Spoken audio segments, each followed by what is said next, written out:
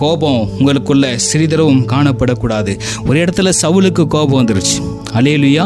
சவுலின் கோபத்தை குறித்து நாம் பார்க்கும் பொழுது அவனுக்கு உக்கிரம் கோபம் வருமா? ஆமேன். சவுலுக்குள்ள ஒரு ஸ்பெஷாலிட்டி இருந்தது. அவன் ஈட்டி எறிவதில் வல்லவன். அவன் ஈட்டி எறிவதில் டெக்னிக் எப்படின்னா, அவன் ஈட்டி எறிஞ்சான்னா அது நிச்சயமாய் எதிரியை கொல்லுமா. அவ்வளோ திட்டமும் தெளிவுமாக குறிப்பார்த்து ஈட்டி எறிவதில் வல்லவனாக இருக்கிறவன் தான் சவுல்.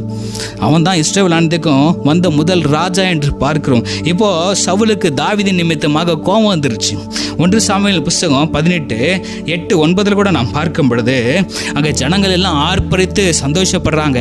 அங்கே எல்லாம் சொல்கிறாங்க, சவுல் கொண்டது 1000, தாவீது கொண்டதோ 10,000 என்று சொல்லும் பொழுது அந்த இடத்துல என்ன நடக்குது? இவனுக்குள்ள ஒரு பொறாமை எண்ணம் வந்துருச்சு. இந்த பொறாமை எண்ணம் இவன் இருதயத்தில் வந்தவன அவனுக்குள்ள என்ன மாற்றம் வருதான்? கோபம் வருது. கோபத்தினால எரிச்சல் வருது.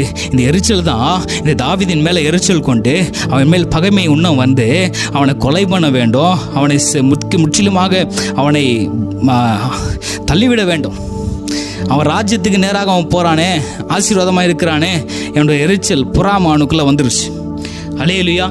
இப்போ இந்த சவுல் சொல்கிறாரு, எனக்கு 1000, ஆனால் தாவீதுக்கு 10,000 ஜனங்க சொல்கிறாங்களேன்னு எரிச்சல் அடைந்து, இன்னும் பாருங்க, ராஜ்யத்தில் மட்டும்தான் இவன் என்கிட்ட பங்கு கேட்கல, அதுக்கும் இவன் ரெடியாக இருக்கிறான் அப்படி என்று தனக்குள்ள கோபத்தை வளர்த்து கொண்டான் இந்த சவுல். சவுலுக்குள்ள உக்கிர கோபம் வந்ததை நாம் பார்க்கிறோம். அல்லேலூயா. சவுல் அந்த நாள் முதல் தாவீதை காய்மகாரமாய் பார்த்தான் என்று சொல்லப்பட்டிருக்கிறது. அதாவது பொறாமை கண்களோடு அவன் பார்த்தானா. காய்மகாரமாய் என்றால் பொறாமை கண்களோடு கூட பார்க்கிறான். இந்த பொறாமை தான் அவனுக்குள்ள வந்தது.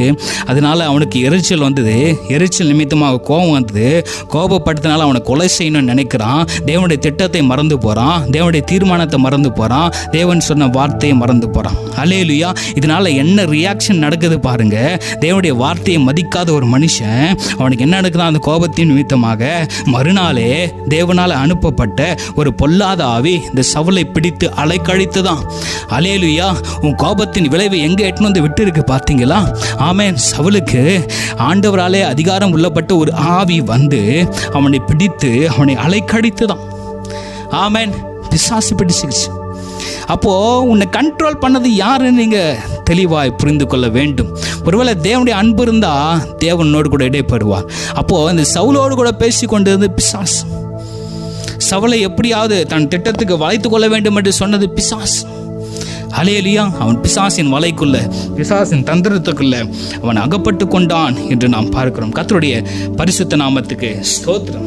ஆமென். ஆகவே அந்த கோபம் நமக்குள்ள சிறிதளவும் காணக்கூடாது. நீதிமொழியின் புஸ்தகம்